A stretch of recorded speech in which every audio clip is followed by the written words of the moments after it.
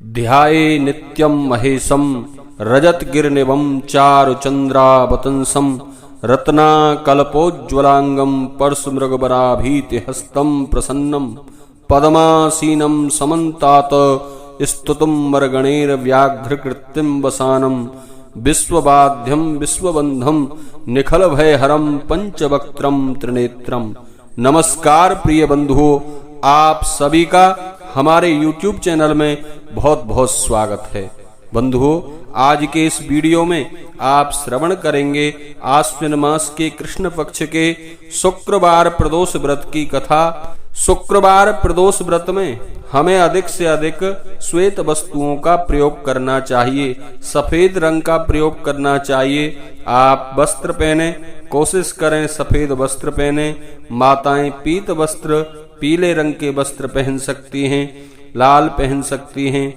और भगवान को आप श्वेत पुष्पों की माला अर्पित करें, भोग लगाएं तो उसमें खीर भगवान को नैवेद्य में समर्पित करें।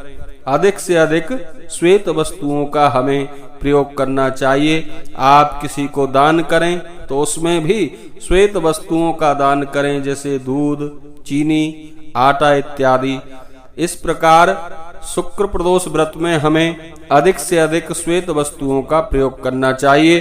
तो चलिए प्रारंभ करते हैं शुक्रवार प्रदोष व्रत की कथा। एक बार प्रेम से कहिए, बोलिए शंकर भगवान की जय, पार्वती माता की जय।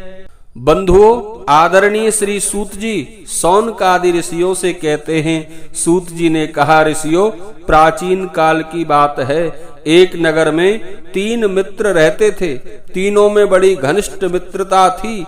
उनमें एक राजकुमार का पुत्र था, दूसरा ब्राह्मण पुत्र था, तीसरा सेठ पुत्र था। राजकुमार व ब्राह्मण पुत्र का विवाह हो चुका था। सेठ पुत्र का अभी विवाह के बाद गौना नहीं हुआ था। एक दिन तीनों मित्र आपस में स्त्रियों की चर्चा कर रहे थे।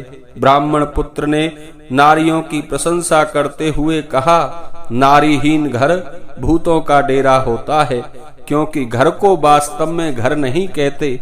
गृहिणी गृह मुच्यते, असल में स्त्री ही घर है और घर से, स्त्री से ही घर की शोभा होती है। ब्राह्मण पुत्र के वचन जब सेठ पुत्र ने सुने और मन में सोचा कि मैं भी अपनी पत्नी को आज ही लेकर आऊंगा, सेठ पुत्र अपने घर गया और घर जाकर अपने माता पिता को अपना निश्चय बताया।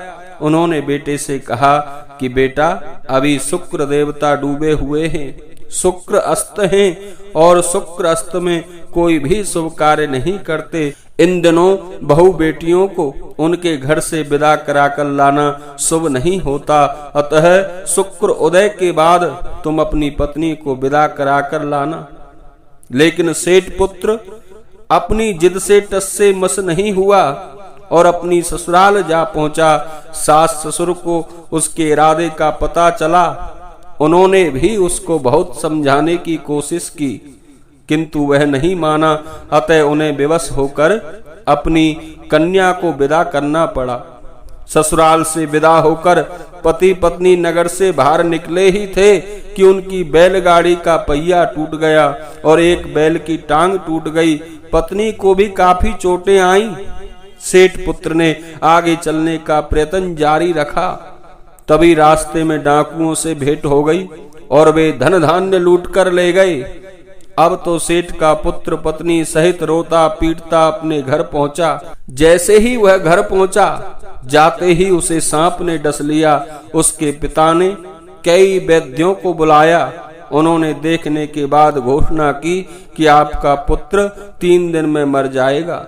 उसी समय इस घटना का पता जब ब्राह्मण पुत्र को लगा, उसने सेठ से कहा कि आप अपने लड़के को पत्नी सहित वापस बहू के घर भेज दो। यह सारी बाधाएं जो आई हैं, इसलिए आई हैं कि आपका पुत्र शुक्रस्त में पत्नी को विदा कराकर लाया है। यदि वह वहां वापस पहुंच जाएगा तो बच जाएगा। सेठ को ब्राह्मण पुत्र की बात जच गई और उसने अपनी पुत्र वधू और अपने बेटे को वापस लौटा दिया। वहां पहुंचते ही सेठ पुत्र बंधुओं धीरे धीरे ठीक होने लगा और एकदम स्वस्थ होने के बाद तब वह वापस अपने घर आया। तत्पश्चात उन्होंने शेष जीवन सुख और आनंद पूर्वक व्यतीत किया और अंत में वह पति पत्नी दोनों स्वर्ग लोक को गए।